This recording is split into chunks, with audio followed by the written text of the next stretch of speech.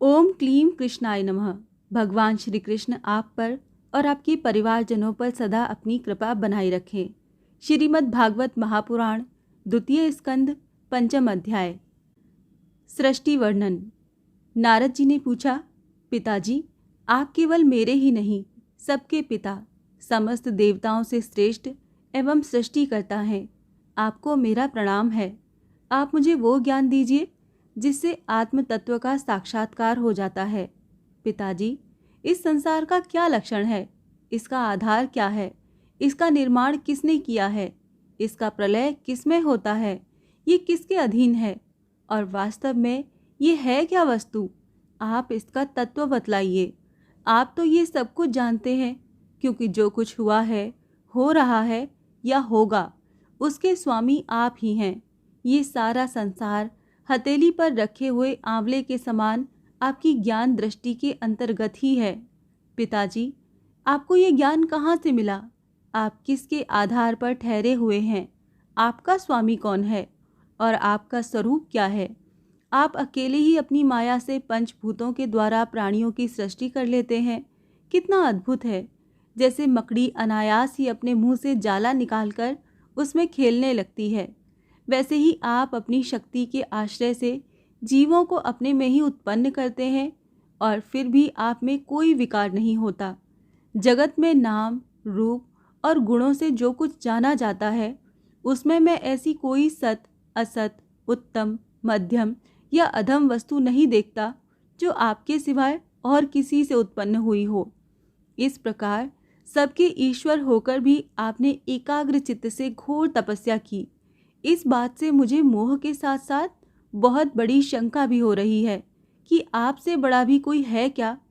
पिताजी, आप सर्वज्ञ हैं और सर्वेश्वर हैं। जो कुछ मैं पूछ रहा हूँ वो सब आप कृपा करके मुझे इस प्रकार समझाइए कि जिससे मैं आपके उपदेश को ठीक ठीक समझ सकूं।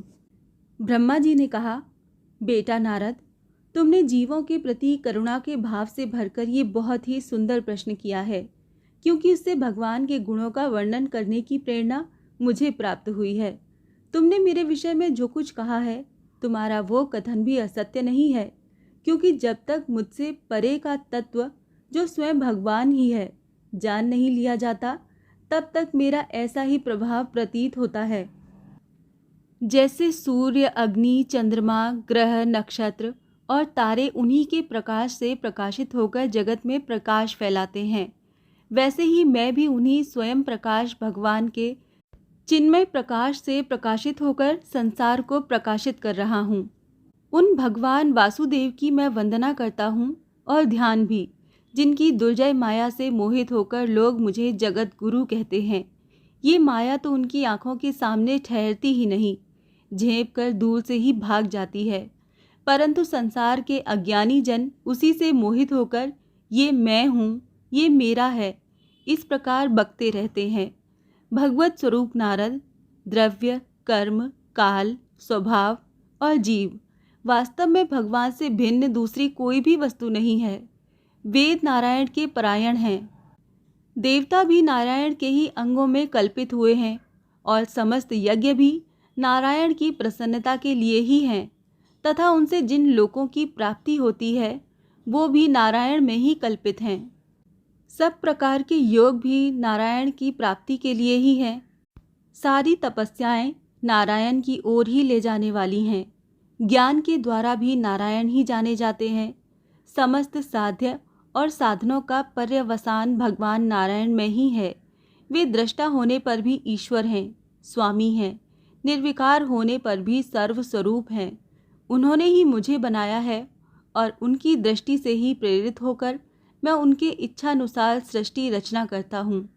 भगवान माया के गुणों से रहित एवं अनंत हैं। सृष्टि, स्थित और प्रलय के लिए रजोगुण, सत्वगुण और तमोगुण, ये 3 गुण माया के द्वारा उनमें स्वीकार किए गए हैं। ये ही तीनों गुण द्रव्य, ज्ञान और क्रिया का आश्रय लेकर मायातीत नित्य मुक्त पुरुष को ही माया में स्थित होने पर कार्य, कारण और कर्तापन के अभिमान से बांध लेते हैं। नारद, इंद्रियातीत भगवान गुणों के इन 3 आवरणों से अपने स्वरूप को भली भांति ढक लेते हैं, इसीलिए लोग उनको नहीं जान पाते। सारे संसार के और मेरे भी एकमात्र स्वामी वो ही हैं। मायापति भगवान ने एक से बहुत होने की इच्छा होने पर अपनी माया से अपने स्वरूप में स्वयं प्राप्त काल, कर्म और स्वभाव को स्वीकार कर लिया। भगवान की शक्ति से ही काल ने तीनों गुणों में क्षोभ उत्पन्न कर दिया, स्वभाव ने उन्हें रूपांतरित कर दिया और कर्म ने महतत्व को जन्म दिया।